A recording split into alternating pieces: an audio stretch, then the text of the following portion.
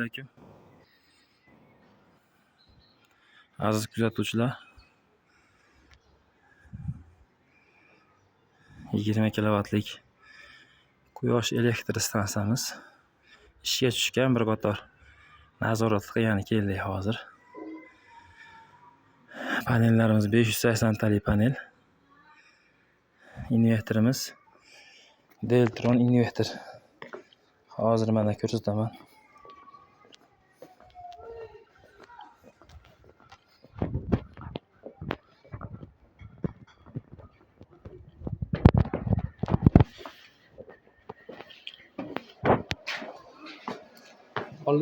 Olyapti.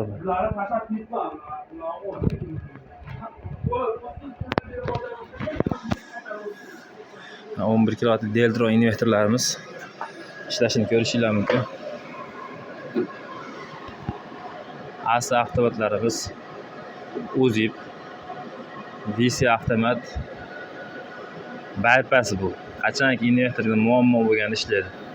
Relay напряжение himoya bu. Razvedka qachondir kerak bo'lishi mumkin. Predaxlant saqlagichlarimiz. Bu 11 kilovat Deltron inverterimizni bez akkumulyator qilib qo'ydik.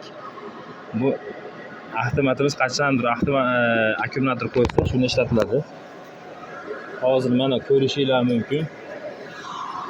Hozir shu holatda mana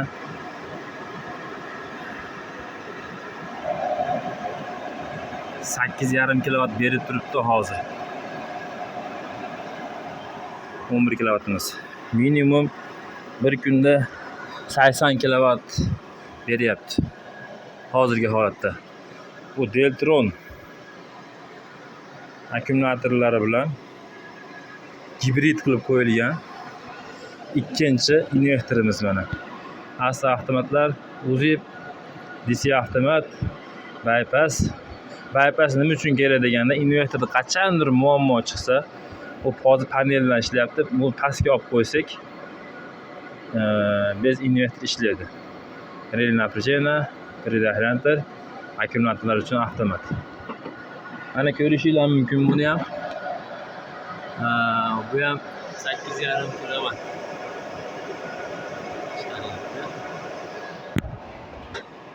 Kimga shunaqa sifatli, ishonchli, garantiyali xizmatlar kerak bo'lsa, aloqaga chiqaverasizlar. Inshaalloh xizmatdamiz. Salomat bo'linglar.